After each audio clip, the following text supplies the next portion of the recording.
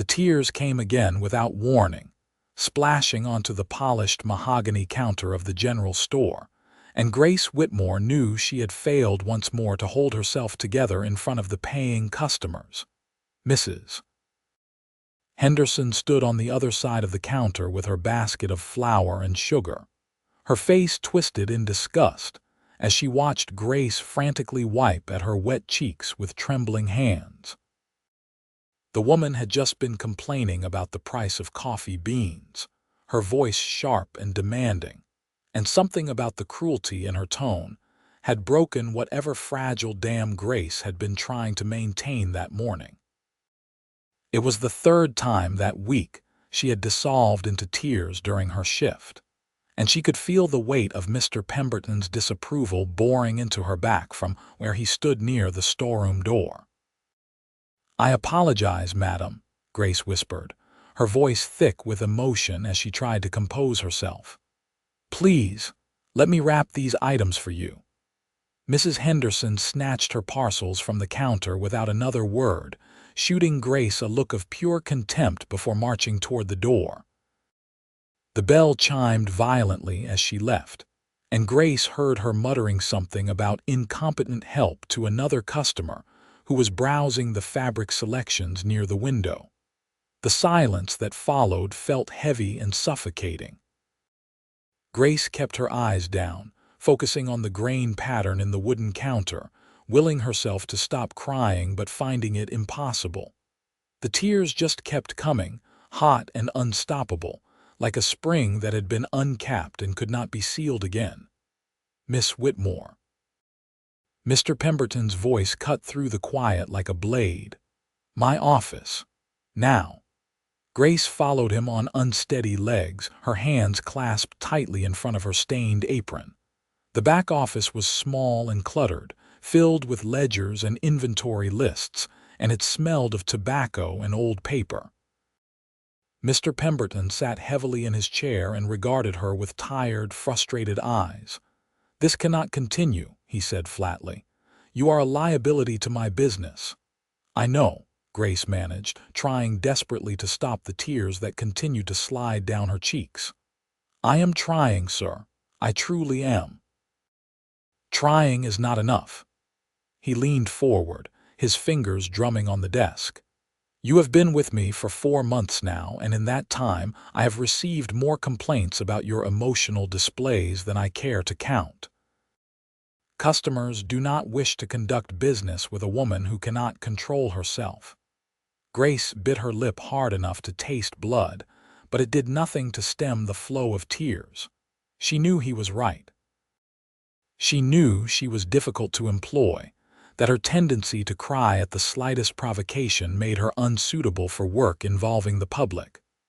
But she had nowhere else to go, no other prospects in Desdemona, Texas, and no family to fall back on. "Please, Mr. Pemberton," she said, hating how pathetic she sounded. "I need this position. I will do better. I promise I will." He shook his head slowly. "I have heard that promise before, multiple times." He sighed and pulled out a small envelope from his desk drawer, counting out several bills and coins. "This is payment for the remainder of the week. I am letting you go, Miss Whitmore. I am sorry, but I cannot afford to lose customers over this." The world seemed to tilt beneath Grace's feet. She reached out blindly for the edge of the desk to steady herself, her vision blurring with fresh tears. "No," she whispered. "Please, I will work harder. I will not cry anymore. I can change. You have had ample opportunity to change." Mr. Pemberton stood and held out the envelope. "I wish you well, but this is my final decision." Grace took the money with numb fingers, her mind racing through impossible calculations. The boarding house where she rented a tiny room cost more per week than what he had just given her. She had no savings, no prospects, and now no employment. The tears came harder, racking sobs that shook her whole body, and she turned and fled from the office before Mr. Pemberton could witness the full extent of her breakdown. She stumbled out through the back door of the store into the alley, gasping for air between sobs, her chest tight with panic and despair. The afternoon sun beat down mercilessly on Desdemona, turning the dusty streets into shimmering waves of heat. Grace leaned against the rough wooden wall of the building, trying to calm herself, but every breath seemed to bring fresh waves of tears. "What am I going to do?" she whispered to no one. "What am I going to do?" Inside the store, Mr. Pemberton stood at the front window, watching the street with a troubled expression. The bell over the door chimed, and he turned to see one of his regular customers entering. The man was tall and broad-shouldered, with thick dark hair that fell past his collar, and a beard that spoke of many days spent away from civilization.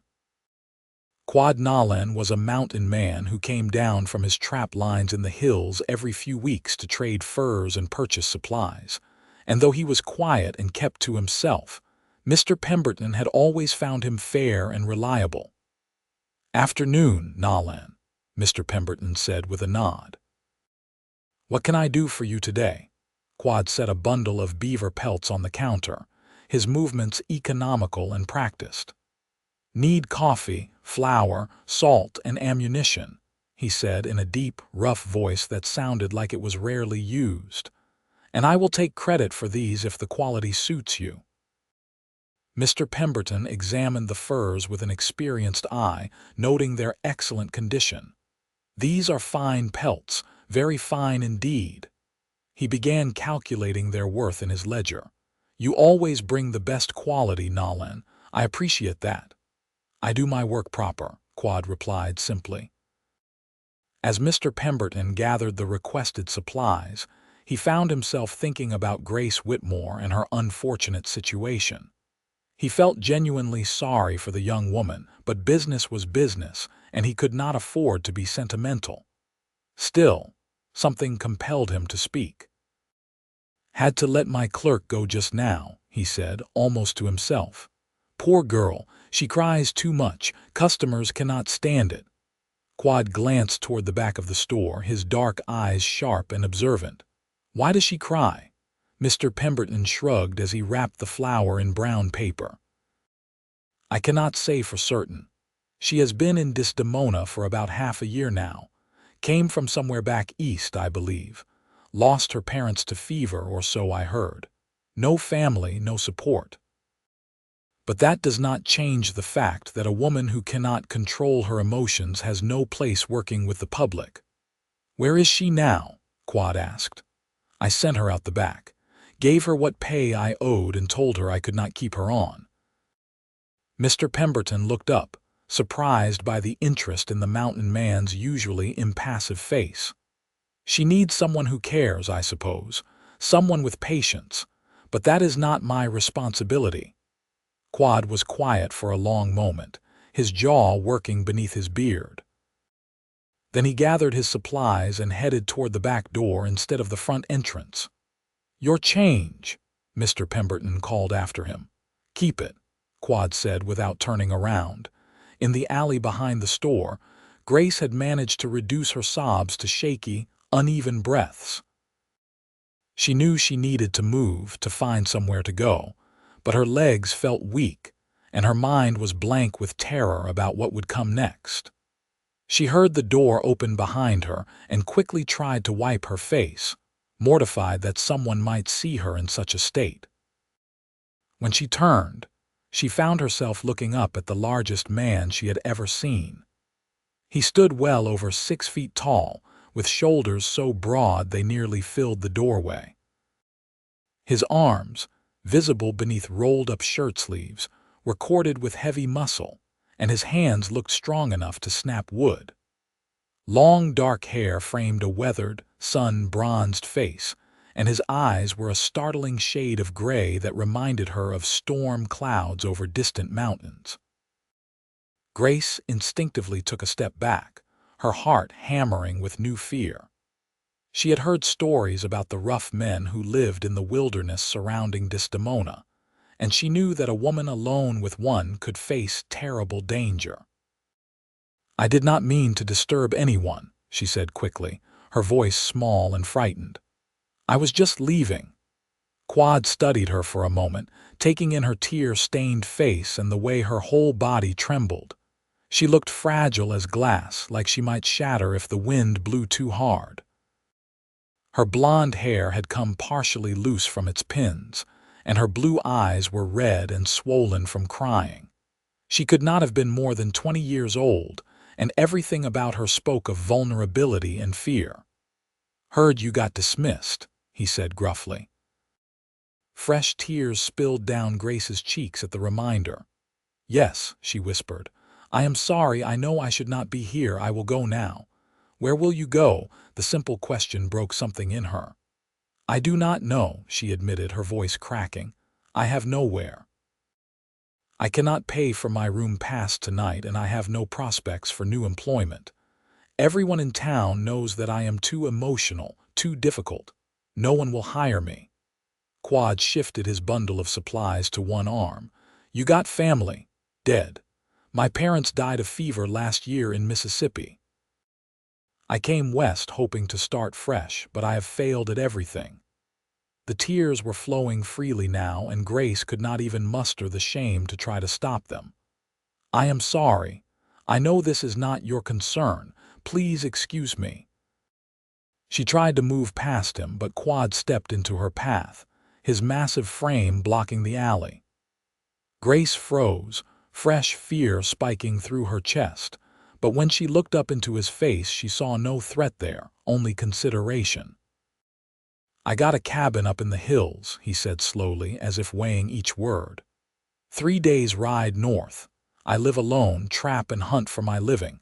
I come down every few weeks to trade." He paused. "I could use help. Someone to manage the domestic matters, cooking, mending, keeping things organized. In exchange, you would have room and board, and I would pay you a fair wage." Grace stared at him, certain she had misunderstood. "You are offering me employment if you are willing to work hard and do not mind isolation." His gray eyes were steady on hers. "I am not often easy company. I do not talk much, and the cabin is far from civilization, but you would be safe, and you would have a purpose." "I do not know you," Grace said carefully, though hope was beginning to flutter in her chest like a trapped bird. "You could be dangerous." "Could be," Quad acknowledged. "But I am not. You can ask Pemberton in there about my character if you doubt it. I have traded with him for 3 years and never caused trouble." He adjusted his bundle again. "The offer is genuine. I leave tomorrow at dawn. You can meet me at the north edge of town near the old oak if you decide to accept." "Why would you help me?" Grace asked, bewildered. "You do not know anything about me." For the first time, something that might have been compassion flickered in Quad's eyes. "Pemberton said you need someone who cares. Maybe that is true. Maybe someone just needs to give you a chance without judgment." He stepped past her, heading down the alley toward the street. "Dawn by the old oak. Think on it." Grace watched him walk away, his long stride eating up the distance quickly. Her mind spun with questions and doubts, but beneath it all was a desperate, clawing hope. She had no other options, no other path forward. The choice was between accepting this stranger's offer or facing destitution on the streets of Desdemona.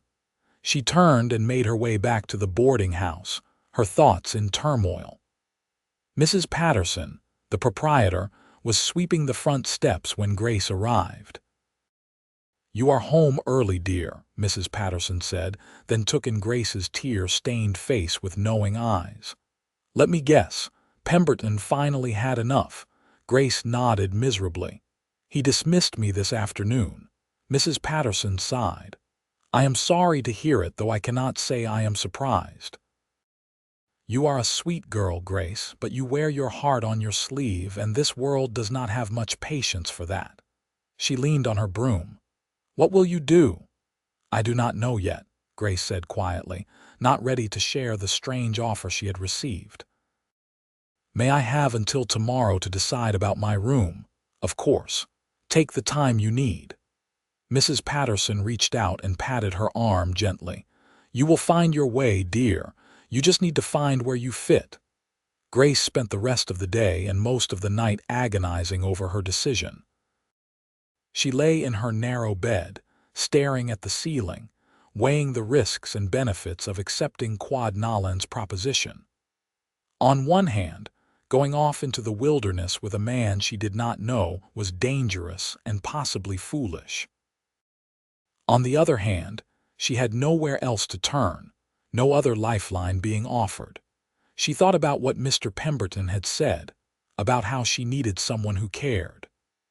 The mountain man's words had been similar, but delivered with something that felt like genuine concern rather than dismissal. He had looked at her broken state and offered help instead of judgment. By the time the first gray light of dawn began filtering through her window, Grace had made her decision.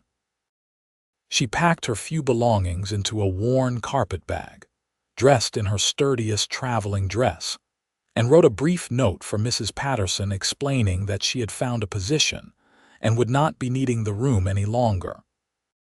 She left the note with enough coins to cover what she owed and slipped out of the boarding house while the town still slept.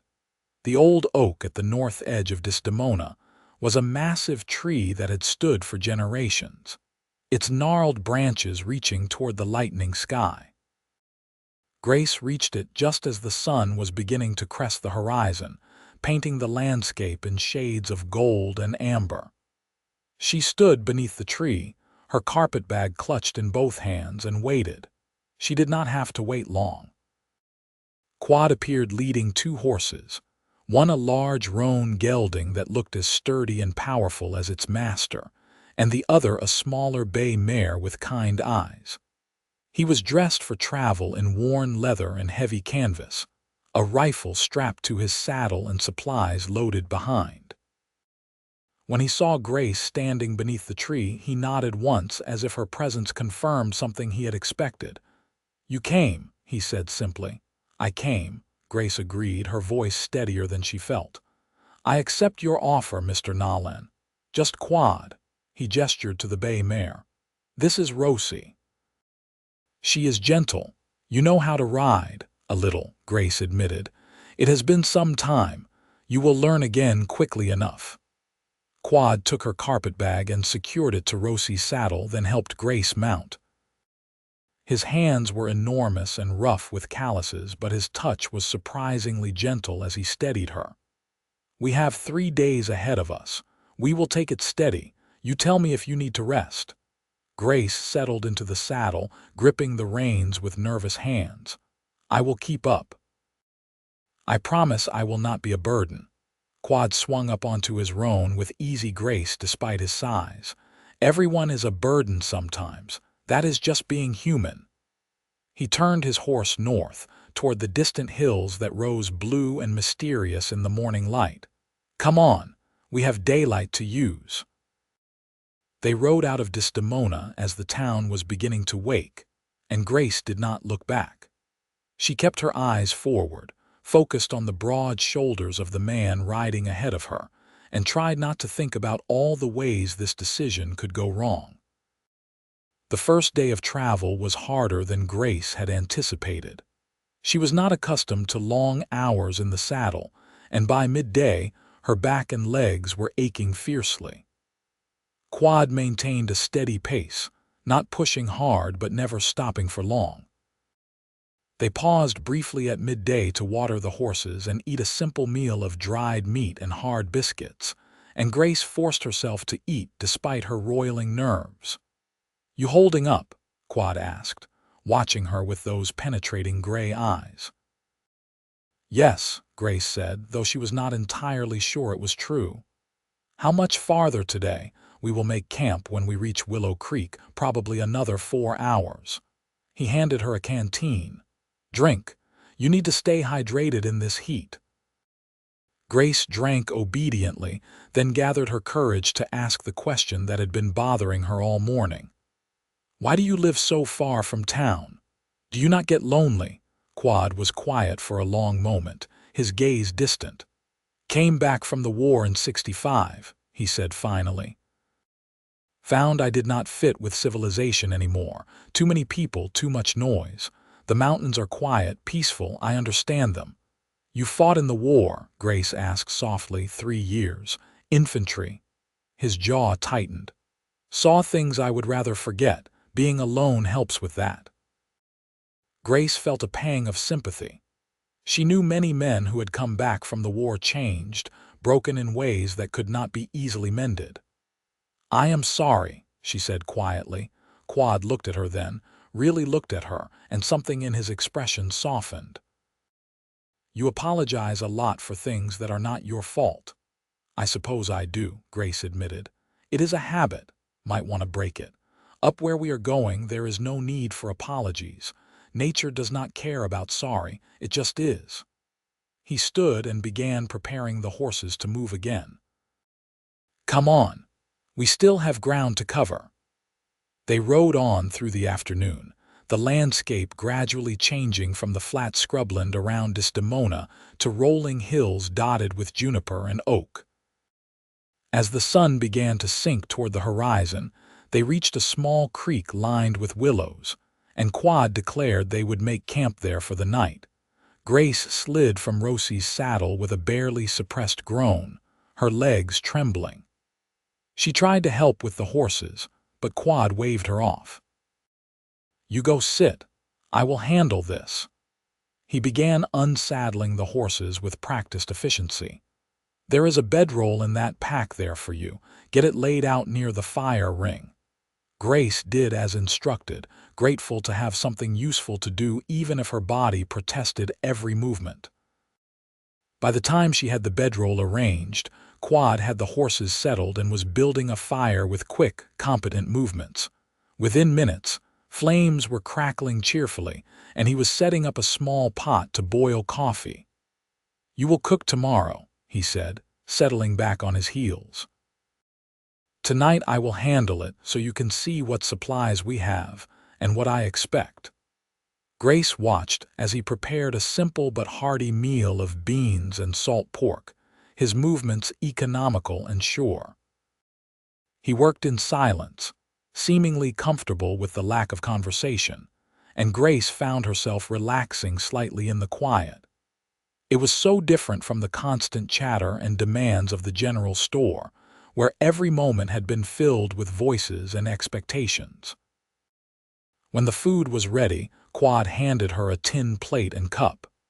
Eat, he commanded. You need your strength. The food was plain but filling, and Grace discovered she was ravenous. They ate in companionable silence, the only sounds the crackling fire and the gentle burble of the creek. As the sky darkened and stars began to appear, Grace felt some of the tension that had been coiled in her chest for months beginning to loosen. Thank you, she said quietly, for this, for giving me a chance. Quade poked at the fire with a stick, sending sparks spiraling into the night. Everyone deserves a chance. Most folks forget that. He looked up at her. You will earn your keep, do not mistake that, but I will not judge you for crying if you need to. The mountains do not care about tears. Grace felt her throat tighten with emotion, but this time it was gratitude rather than despair. Why are you being kind to me? You could have ignored my situation. Could have, Quade agreed, but I did not. Sometimes that is all there is to it. He stood and stretched, his massive frame silhouetted against the fire. Get some sleep. Tomorrow will be another long day. Grace settled into her bedroll, exhausted but strangely hopeful. She watched the stars wheel overhead and listened to the unfamiliar sounds of the wilderness, and for the first time in months, she felt like perhaps she had made the right choice. The next 2 days followed a similar pattern. They rose with the dawn, traveled through increasingly rugged terrain, and made camp each evening in the growing shadow of the mountains. Grace's body gradually adjusted to the demands of riding, and she found herself growing stronger, more capable. Quade remained mostly quiet, but occasionally he would point out landmarks or share information about the land they were crossing, and Grace absorbed it all eagerly. On the afternoon of the 3rd day, They crested a ridge and Quade pointed down into a valley below. "There," he said. "That is home." Grace looked where he indicated and saw a sturdy log cabin nestled among pine trees, smoke curling from a stone chimney. A clear stream ran past one side, and there was a small fenced area that might have been for a garden or livestock. It looked isolated and peaceful, surrounded by wilderness on all sides. "It is beautiful," Grace said honestly. "It is mine," Quade replied, and there was pride in his voice. "Built it myself after the war. Took 2 years to get it the way I wanted." He urged his horse down the slope. "Come on. Let me show you your new home." As they drew closer, Grace could see more details. The cabin was well built and maintained, with a covered porch and shuttered windows. There was a small barn behind it and what looked like a smokehouse. Everything spoke of careful attention and hard work. Quade dismounted and helped Grace down, then led her inside while the horses waited patiently. The interior of the cabin was surprisingly spacious. One large main room with a stone fireplace at one end and a kitchen area at the other. A ladder led up to a loft, and there was a doorway that apparently led to a separate bedroom. "You will have the bedroom," Quade said, dropping her carpet bag inside the small room. "I sleep in the loft. Kitchen is yours to manage however you see fit. I have supplies stored in the cellar below and more in the barn. You will find what you need."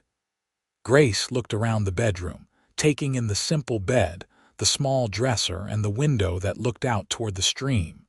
It was more than she had dared hope for, a space that was entirely hers. "This is more than fair," she said, turning to face him. "I will work hard, Quade. I promise I will prove you were right to take a chance on me." Quade studied her for a moment, then nodded. "I believe you will." He moved toward the door. "I need to tend the horses and check my traps. You get settled. Tomorrow we will go over your duties properly." After he left, Grace sat on the edge of the bed and let herself feel the full weight of what had just happened. In 3 days, her entire life had changed. She had gone from desperate and hopeless in Desdemona to living in a mountain cabin with a stranger who had shown her more kindness than anyone else in recent memory. The tears came then, but they were different from the helpless, panicked tears she had shed so often before. These were tears of relief and hope, and she let them fall without shame or fear. Here, in this place, perhaps she could finally learn to be herself without apology. Over the following weeks, Grace settled into her new life with determined focus. She discovered that domestic work in the wilderness was vastly different from clerking in a store. There were no customers to please, no one to judge her emotional displays. Instead, there were chickens to feed, meals to prepare, clothes to mend, and a dozen other tasks that kept her busy from dawn until dusk. Quade was true to his word. He treated her fairly, paid her the wages he had promised, and never made demands that were unreasonable. He was gone for long hours checking his trap lines or hunting, but when he was home he was a quiet, steady presence that Grace found increasingly comforting. She learned his patterns and preferences. He liked his coffee strong and black, his meals hearty and simple. He did not talk much, but when he did his words were thoughtful and honest. He kept his weapons clean and his tools sharp, and he approached every task with the same methodical competence that had impressed her from the beginning. Grace also discovered that she was capable of far more than she had believed. She learned to bake bread in the stone oven, to preserve meat and vegetables for winter, to identify useful plants in the surrounding forest. Her hands, once soft and useless, grew calloused and strong. Her body, once weak and trembling, became sturdy and resilient, and most surprisingly, she found that she cried less.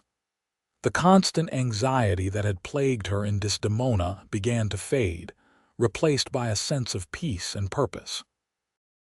When tears did come, usually triggered by memories of her parents or moments of loneliness, Quade never commented or criticized. He simply gave her space to feel what she needed to feel, and somehow that acceptance made the emotions easier to bear.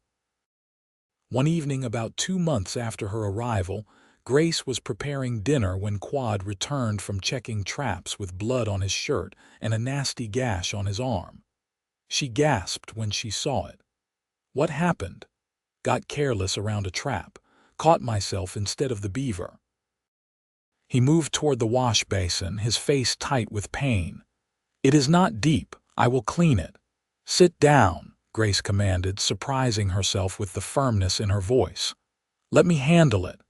Quade looked at her for a moment, then obeyed, settling heavily into one of the rough wooden chairs. Grace brought clean water and cloth, her hands steady as she carefully cleaned the wound. It was deeper than he had claimed, the edges ragged and bleeding freely. "This needs stitches," she said quietly. "I know. I have done it before." Quade gestured toward a shelf. "There is needle and thread in the tin box up there." Grace retrieved the supplies, her stomach churning at the thought of what she was about to do. But when she returned and saw the trust in Quade's gray eyes, she found her resolve. She had watched her mother stitch wounds when she was young, had learned the basic technique even if she had never practiced it. "This will hurt," she warned. "Everything hurts eventually," Quade replied. "Go ahead." Grace worked as carefully as she could, her stitches small and neat despite her nervousness. Quade sat stone still throughout, not even flinching, though she could see the tension in his jaw. When she finished and tied off the thread, she wrapped the wound in clean cloth and sat back. "There," she said softly. "It should heal clean if you keep it dry." Quade flexed his arm experimentally, then looked at her with something like approval in his eyes. "You did good work. Thank you." "You have done so much for me," Grace said, putting the supplies away with shaking hands. "It is the least I could do, Grace." His use of her name was unusual enough to make her look at him.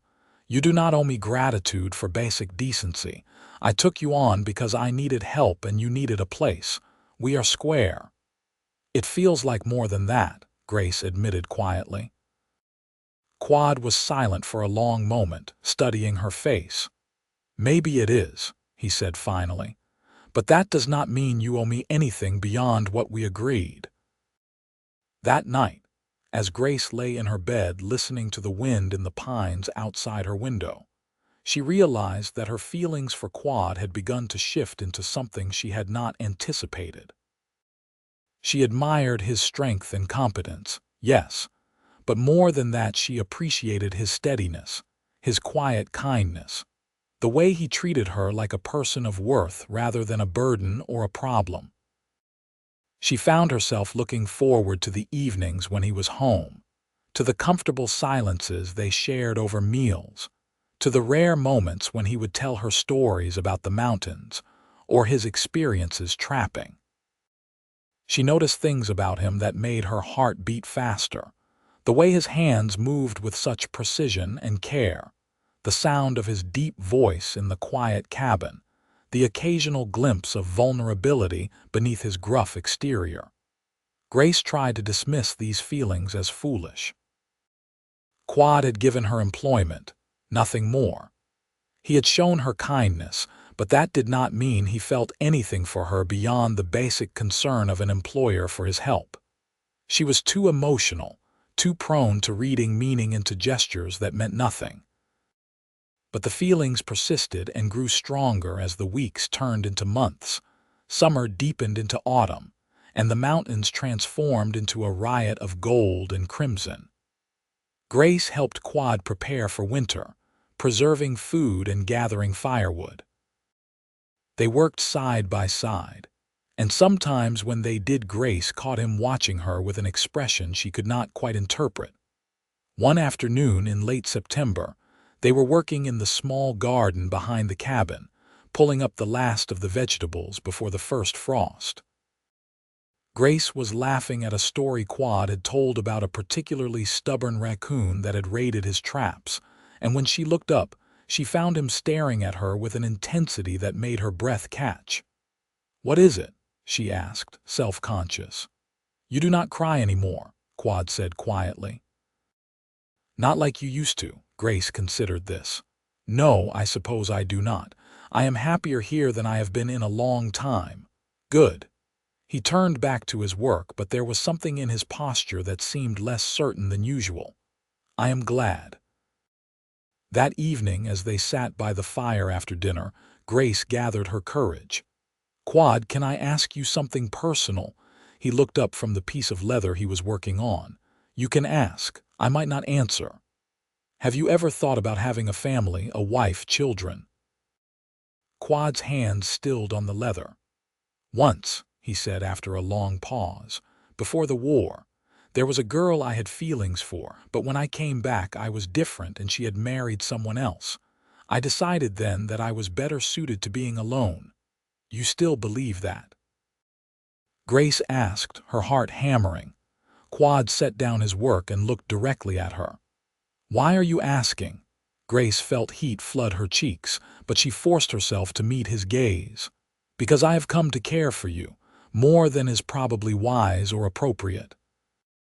And I wanted to know if there was any possibility that you might feel the same, or if I should work on putting these feelings aside." The silence that followed felt eternal. Quad's expression was unreadable, his gray eyes searching her face as if looking for something he could not quite name. "Grace," he said finally, his voice rough, "you should understand something. I am not an easy man. I have seen and done things that changed me, made me hard. I'm not good with words or feelings. I do not know if I can be what you deserve." "I am not asking you to be anything other than what you are," Grace said, her voice trembling but steady. "I am only asking if there is a possibility for something more between us." Quade stood abruptly and walked to the window, his broad back tense. "I think about you constantly," he admitted, the words seeming to be dragged from somewhere deep inside him. "I watch you move through this cabin and feel things I thought I was no longer capable of feeling. When I am out on the trap lines, I find myself rushing back because I want to see you, to hear your voice." He turned to face her.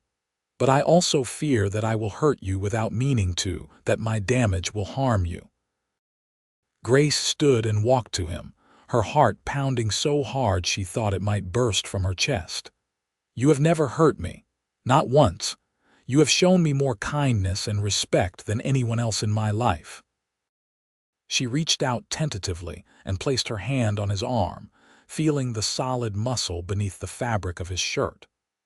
"I am not afraid of you, Quade. I am only afraid that you will send me away because you think it is for my own good." Quade looked down at her hand on his arm, then covered it with his own.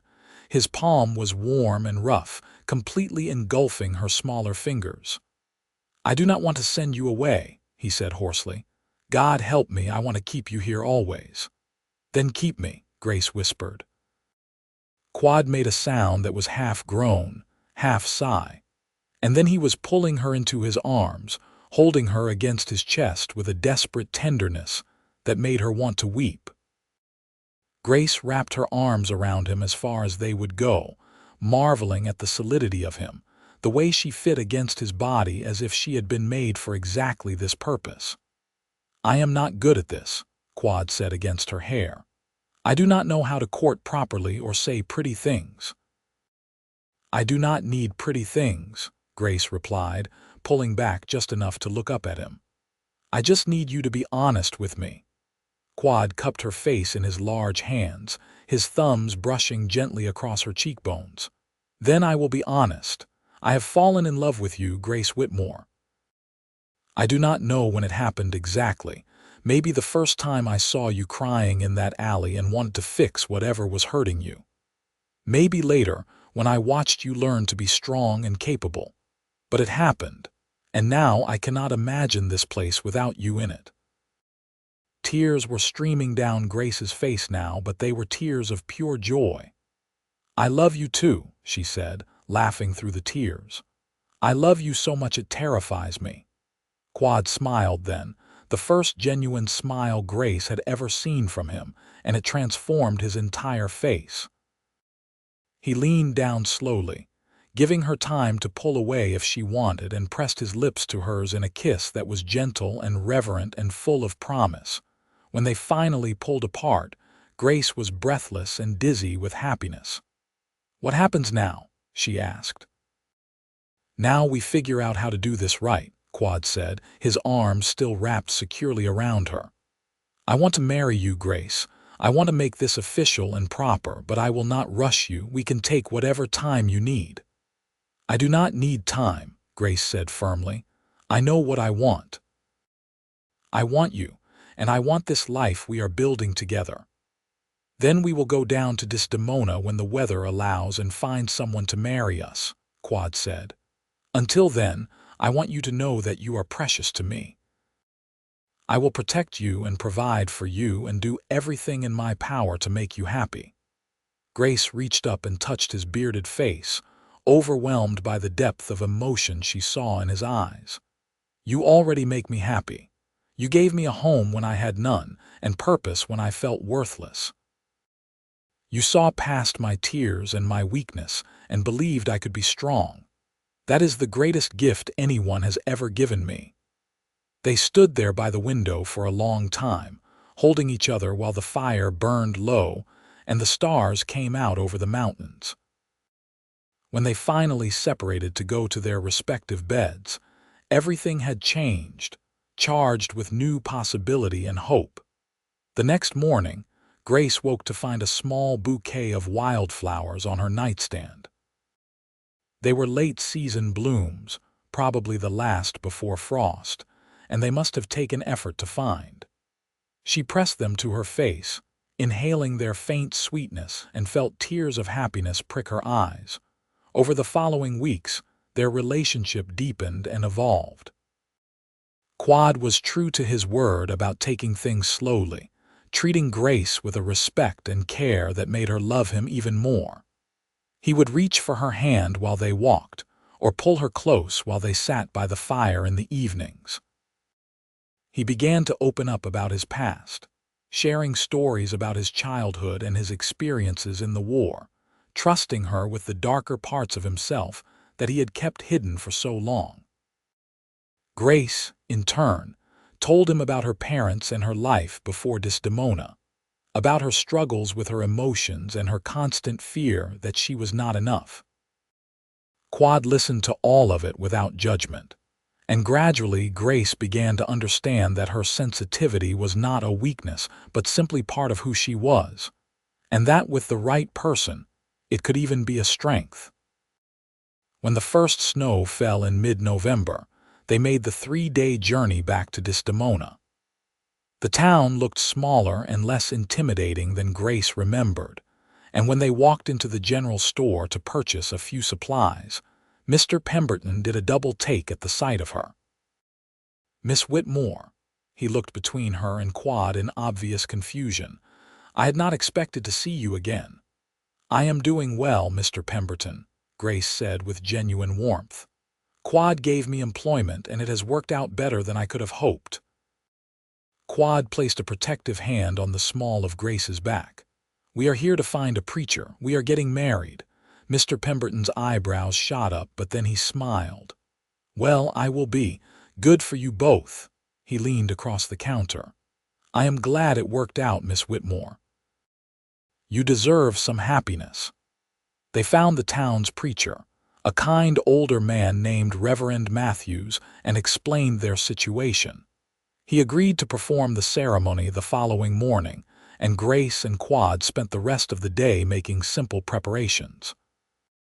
Grace purchased a modest dress in a soft blue color that Quade said made her eyes look like summer sky, and Quade got his hair trimmed and his beard neatened. They stayed in separate rooms at the boarding house that night, and Mrs. Patterson fussed over Grace like a mother hen when she learned about the wedding. "I am so happy for you, dear," Mrs. Patterson said, helping Grace with her hair the next morning. That Quade Nolan is a good man. I have known him for years, and he has always been honest and hardworking. You will be well cared for. The ceremony was simple and brief, held in the small church with Mrs. Patterson and Mr. Pemberton as witnesses. Grace spoke her vows in a clear, steady voice, and Quad's deep tones resonated through the quiet space as he promised to love and cherish her for the rest of his days. When Reverend Matthews pronounced them husband and wife, Quad kissed her with a tenderness that made Grace's heart soar. They spent one more night in Desdemona, this time sharing a room as husband and wife. Quad was gentle and patient, making sure Grace felt safe and cherished, and when they finally came together, it was with a sense of rightness that brought tears to Grace's eyes. Quad kissed them away and held her close, murmuring words of love against her skin, until she fell asleep in his arms. The journey back to the cabin felt different this time, charged with new intimacy and promise. Grace rode beside Quad rather than behind him, and they talked and laughed like they had known each other for years instead of months. When the cabin came into view, Grace felt a surge of pure joy.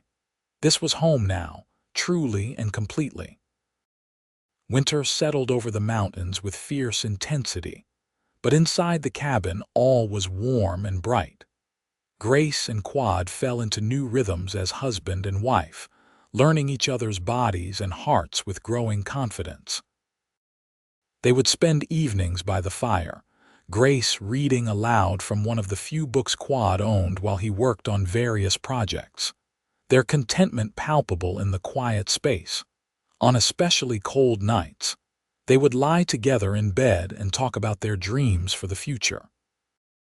Quad spoke of expanding his trap lines, maybe building a larger barn. Grace talked about starting a bigger garden in the spring, maybe getting a few goats for milk and cheese. And they both spoke tentatively about children, about the family they might build together in this mountain sanctuary. As winter deepened, Grace discovered she was pregnant. She had suspected for a few weeks but waited until she was certain before telling Quad. When she finally shared the news one snowy evening in January, his face lit up with such pure joy that it took her breath away. "A baby," he said wonderingly, placing his large hand carefully on her still flat stomach. "We are going to have a baby." "Are you happy?" Grace asked, though she could see the answer in his eyes. "Happy does not begin to cover it," Quad said, pulling her into his arms. "You have given me everything I never knew I wanted, Grace. A home that feels like more than just shelter, a purpose beyond survival, and now a child." He kissed her forehead. "I will keep you both safe, I swear it." True to his word, Quad became even more protective as Grace's pregnancy progressed. He insisted she rest more, took on tasks she had previously handled, and worried constantly about her health and comfort.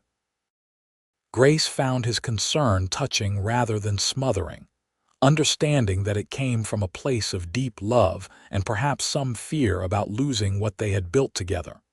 Spring brought new life to the mountains and new challenges to their preparations. Quad worked tirelessly to ensure they had everything they would need for the baby's arrival, building a cradle from carefully selected wood and making the cabin as safe and comfortable as possible. Grace sewed tiny clothes and blankets, her heart swelling with anticipation every time she thought about holding their child. In early June of 1871, after a long but not overly difficult labor, Grace gave birth to a healthy baby boy. Quad was there throughout, holding her hand and offering quiet words of encouragement, and when the baby finally arrived and let out his first wailing cry, tears streamed down the mountain man's weathered cheeks. "A son," he said hoarsely, cradling the tiny bundle with infinite care. "We have a son, Grace." They named him Thomas, after Grace's father, and from the moment he entered the world he became the center of their universe. Quad was a devoted father, patient and gentle despite his rough exterior. He would spend hours holding Thomas, talking to him in that deep, rumbling voice, teaching him about the world even though the baby was far too young to understand. Grace watched her husband with their son and felt her heart might burst with love. This life she had found, this family they had created, was more than she had ever dreamed possible during those dark days in Desdemona. Every time she looked at Quade, at the way he had become not just her husband but her partner and best friend, she marveled at the strange twists of fate that had brought them together. Thomas grew strong and healthy, thriving in the mountain air. By his first birthday, he was walking and getting into everything, his curiosity boundless and his laughter infectious. Quade would take him on short expeditions around the property, teaching him about plants and animals, and Thomas would watch his father with absolute adoration in his eyes. When Thomas was 2, Grace became pregnant again. This time the pregnancy was easier, her body knowing what to expect, and in the spring of 1874 they welcomed a daughter they named Margaret, after Quade's mother. She had Grace's blonde hair and Quade's gray eyes, and from the beginning she was a calm, serious baby who studied the world with intense focus. Their family was complete, and their home in the mountains was filled with love and laughter. Quade continued his trapping work, but he made sure to spend as much time with his family as possible. He taught Thomas to ride and fish and track animals, passing on the skills that had sustained him for so many years. Grace managed the household with capable efficiency, her confidence in herself grown immeasurably from the frightened girl who had cried in the alley behind the general store. They made occasional trips to Desdemona for supplies and to maintain connections with the few people they considered friends. Each time they visited, people would remark on how happy and healthy they looked, how well they had done for themselves.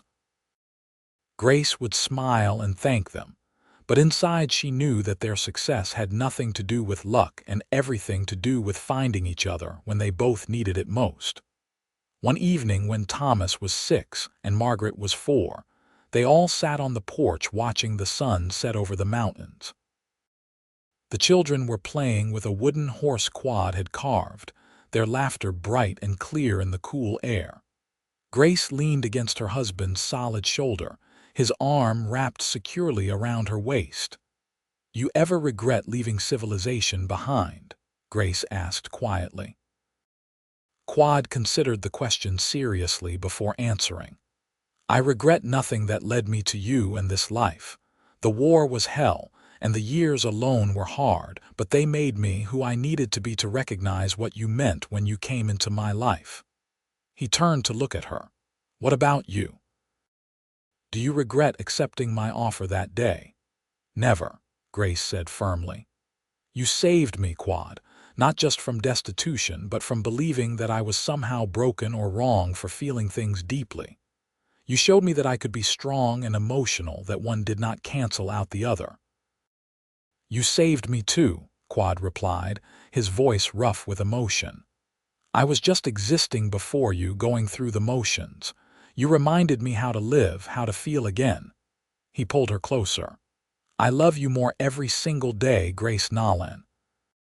That has not changed since the first time I said it, and it never will." Grace turned and kissed him, tasting the truth of his words in the tenderness of his lips.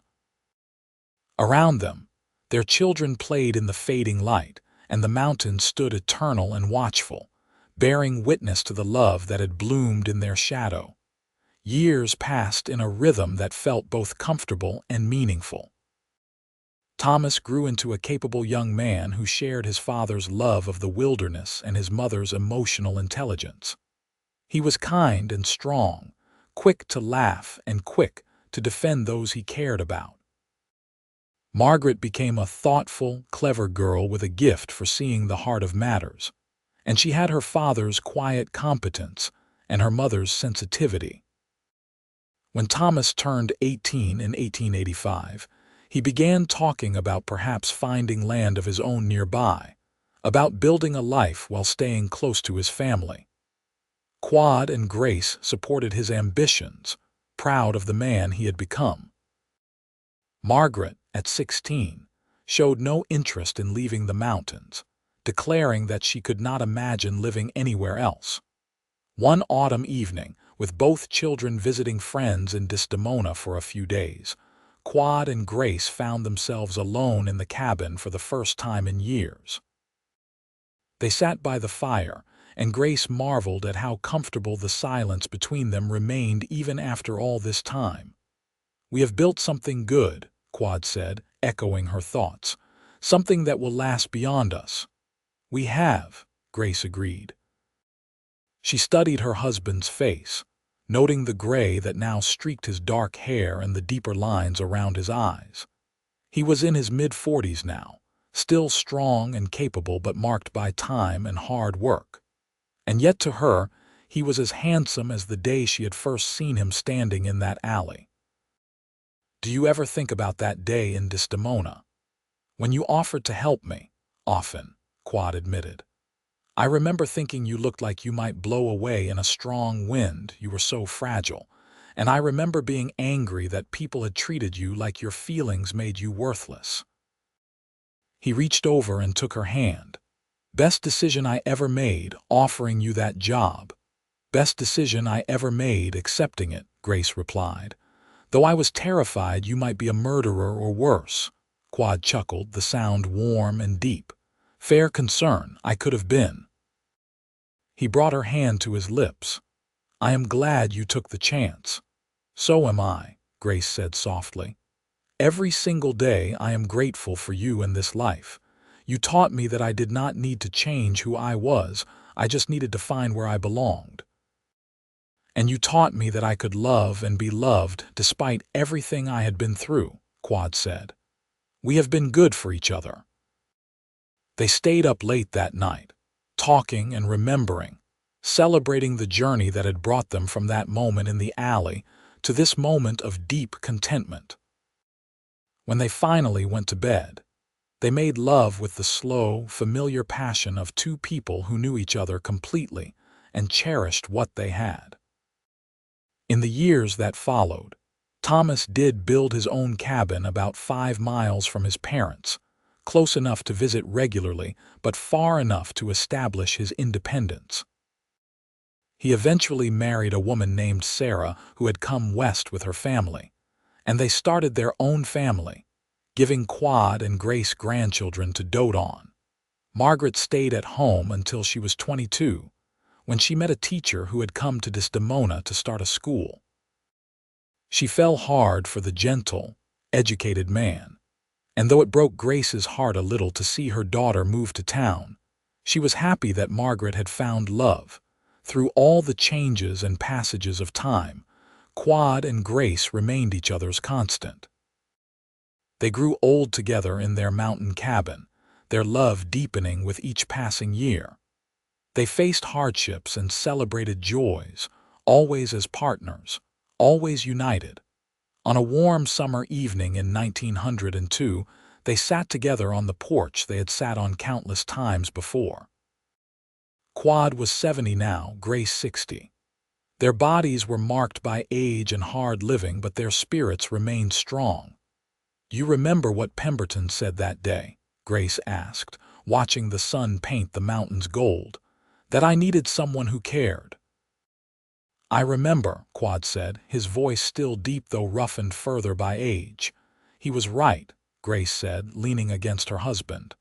"I did need someone who cared, and you were exactly the person I needed." She turned to look at him. "Thank you for seeing past my tears to the person I could become." Quade wrapped his arm around her, pulling her close. "Thank you for taking a chance on a broken mountain man who did not know how to ask for what he needed." He kissed the top of her head. "I love you, Grace. From that first day in the alley until my last breath, I will always love you."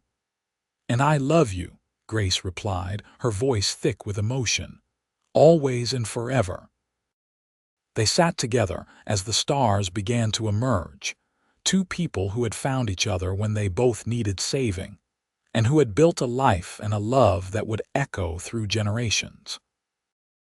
The mountains stood witness around them, eternal and unchanging, sheltering the home they had made in the wilderness and the extraordinary love story that had unfolded within it. Their story had begun with tears in a dusty alley and a stranger's unexpected kindness. It had grown through patience and understanding, through shared work and shared dreams, and it would endure through their children and grandchildren, a testament to the power of seeing someone's true worth and giving them the chance to bloom. Grace Whitmore had once been told she cried too much, that her emotions made her unsuitable for the world. But Quade Nolan had understood that she did not need to be fixed or changed. She needed someone who cared, someone who would give her space to be herself without judgment. And in finding him, she had discovered her own strength and built a life beyond her wildest dreams. The tears she had shed in that alley had been tears of despair, but the tears she cried now, sitting on the porch with her husband's arms around her, were tears of profound gratitude and joy. She had been given a gift that day when a mountain man had looked at a crying woman and decided to help rather than judge. And that gift had transformed both their lives completely. As the night deepened and the mountain air grew cool, Quade and Grace remained on the porch, unwilling to break the spell of the evening. They talked about their grandchildren, about Thomas's growing family and Margaret's work helping her husband at the school. They reminisced about the early days of their marriage, laughing at remembered mishaps and marveling at how far they had come. "I never imagined I could be this happy," Grace said eventually.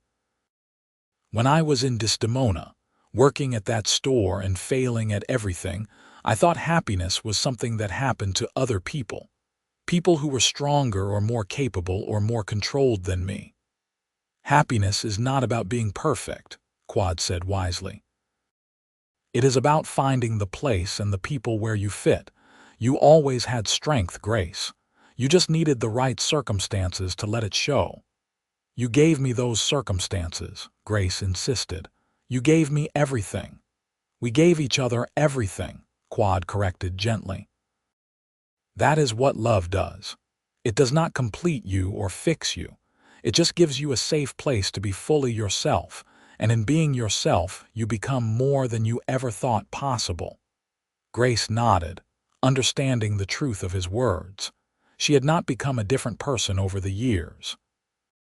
She still felt things deeply, still cried when she was moved by emotion. But now those tears were met with compassion rather than criticism, and that had made all the difference. They finally went inside when the cold became too much, banking the fire and preparing for bed. As they lay together in the darkness, Grace found herself thinking about all the young women who might be struggling as she once had, who might feel like they were too much or not enough, who might believe they would never find their place in the world. She hoped they would all find their own version of Quade, someone who would look past their perceived flaws and see their essential worth. Someone who would offer not judgment but opportunity, not criticism but care. "What are you thinking about?" Quade murmured in the darkness. "About hope," Grace replied. "About how important it is to give people chances and how one act of kindness can change everything." "You changed my life just as much as I changed yours," Quade reminded her. "Do not forget that." "I know," Grace said, snuggling closer to his warmth. "We saved each other. That is the best kind of love story there is." Quade made a sound of agreement, his arm tightening around her. Within minutes his breathing had deepened into sleep, but Grace remained awake a while longer, listening to the familiar sounds of the cabin and the wind outside. She thought about the girl she had been, desperate and crying in an alley, and the woman she had become, strong and loved and valued. The journey between those two versions of herself had been possible because one man had looked at her tears and seen not weakness but need, and had decided to answer that need with compassion. In a world that often prized toughness over tenderness, control over emotion, Quade had understood that Grace's sensitivity was not something to be crushed, but something to be protected. And in that protection, in that safety, she had discovered her own resilience. Grace finally drifted off to sleep with a smile on her face, secure in the knowledge that she was exactly where she belonged, with exactly the person she was meant to be with. And if she dreamed that night, it was of mountain meadows full of wildflowers, of children's laughter echoing through pine forests, and of a love that had started with tears and grown into something eternal. The seasons continued their endless cycle, and Quade and Grace continued their life together. They faced the challenges that came with aging, the inevitable slowing of bodies that had worked hard for decades. But they faced everything together, just as they always had, and their love remained the foundation upon which everything else was built. Thomas brought his children to visit regularly, and those visits filled the cabin with noise and joy. The grandchildren adored their grandfather, listening in rapt attention to his stories about the wilderness and the old days. They loved their grandmother too, drawn to her warmth and the way she always seemed to understand exactly what they were feeling. Margaret and her husband came less frequently due to the distance, but when they did visit, it was always a celebration. Margaret had inherited her mother's emotional depth and her father's practical wisdom, and she had become a pillar of the Desdemona community, helping to educate a new generation of children. One crisp October morning in 1904, Quade woke to find Grace still sleeping beside him, her breathing shallow and irregular. He knew immediately that something was wrong, and fear gripped his heart with icy fingers. "Grace," he said urgently, gently shaking her shoulder. "Grace, wake up." Her eyes fluttered open, unfocused and confused. "Quade," she whispered, "I do not feel well. I know. I am going to take care of you." He helped her sit up, noting her pallor and the way she trembled. "Stay here. I am going to get some water and see if I can make you more comfortable." Over the following hours, it became clear that Grace had contracted some kind of illness. Quade did everything he could, using all the wilderness medicine knowledge he had accumulated over the years, but nothing seemed to help. By afternoon, desperate and terrified, he rode hard to Thomas's cabin and told his son to fetch the doctor from Desdemona while he returned to Grace. The doctor arrived the next day and examined Grace thoroughly. When he was finished, his expression was grave. "It is pneumonia," he said quietly, "and it has progressed significantly. At her age, this is very serious." "What can we do?" Quade demanded, his voice hoarse with fear. "Keep her warm, keep her hydrated, and pray," the doctor replied honestly. "I can leave some medicine that might help, but ultimately her body will have to fight this on its own." Quade did not leave Grace's side for the next week. He held water to her lips, bathed her fevered skin, and talked to her constantly, even when she was too weak to respond. Thomas and Margaret both came, their faces etched with worry, but Quade barely registered their presence. His entire world had narrowed to the woman in the bed, the woman who had been his partner and his love for over 30 years. On the 8th day, Grace's fever broke. She opened her eyes clearly for the first time in days and found Quade sitting beside the bed, his face haggard with exhaustion and fear. "You look terrible," she said weakly, her voice barely above a whisper. Quade let out a sound that was half laugh, half sob. "You nearly died," he said roughly. "You do not get to comment on how I look." "I am sorry," Grace said, reaching for his hand. "I did not mean to scare you. Do not apologize." Quade brought her hand to his lips, tears streaming down his face. "Just do not leave me. I am not ready. I will never be ready." "I am not going anywhere," Grace promised. "Not yet. We still have time." And she was right. Grace recovered slowly but steadily, and by winter she was back to her normal routines, albeit with a bit less energy than before. The illness had been a stark reminder of their mortality, but it had also reinforced what they both already knew, that every day together was precious and not to be taken for granted. They celebrated their 35th wedding anniversary in December of 1900, and 6 with all their children and grandchildren gathered around them. It was a joyous occasion, filled with food and stories and laughter.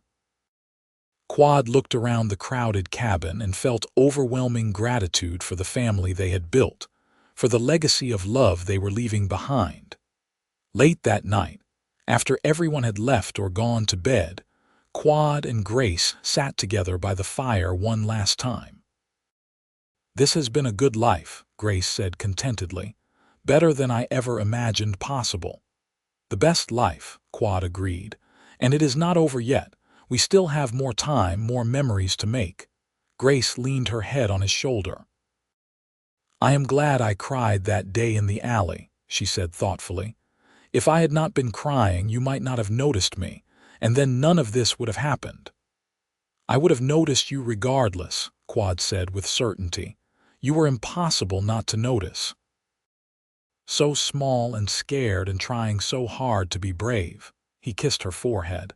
"I am glad you let me help you." "I am glad you wanted to," Grace replied. "You saw something in me that no one else did. You believed I was worth saving." "You were always worth saving," Quade said fiercely. "Always. And you saved me right back. Never forget that." They stayed by the fire until it burned down to embers, wrapped in each other's arms, grateful beyond words for the life they had shared and the love that had sustained them through everything. Outside, snow began to fall, blanketing the mountains in white, and inside the cabin all was warmth and peace, and a love that had stood the test of time.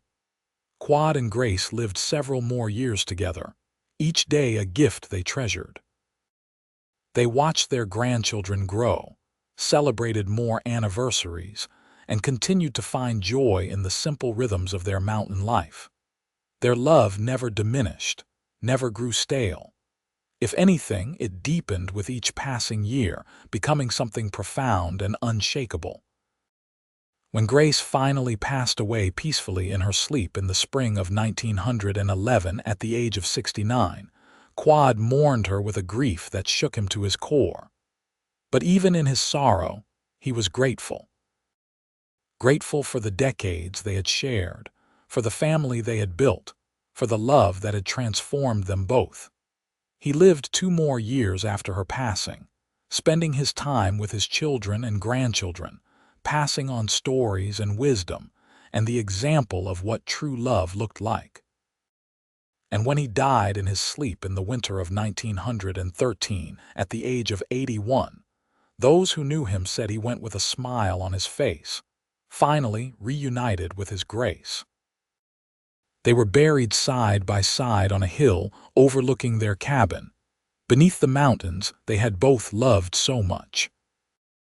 And though their physical forms returned to the earth, their story lived on through the generations that followed, a testament to the power of compassion, the importance of second chances, and the enduring strength of love that begins with one person deciding to care when it would have been easier to look away. Grace had cried too much, or so her employer had complained. But the mountain man had said she just needed someone who cared. And in caring, in choosing kindness over judgment, Quade Nolan had not only changed Grace Whitmore's life, but had given himself the greatest gift he could have imagined. Together, they had built something beautiful and lasting, proving that sometimes the most broken people can create the most whole and perfect love. Their cabin stood for many years after they were gone, maintained by their descendants as a reminder of where the family story had truly begun. And visitors to that remote mountain valley would sometimes report feeling a sense of peace and love in that place, as if the spirits of two people who had loved each other deeply still lingered there, watching over the home they had made and the legacy they had left behind.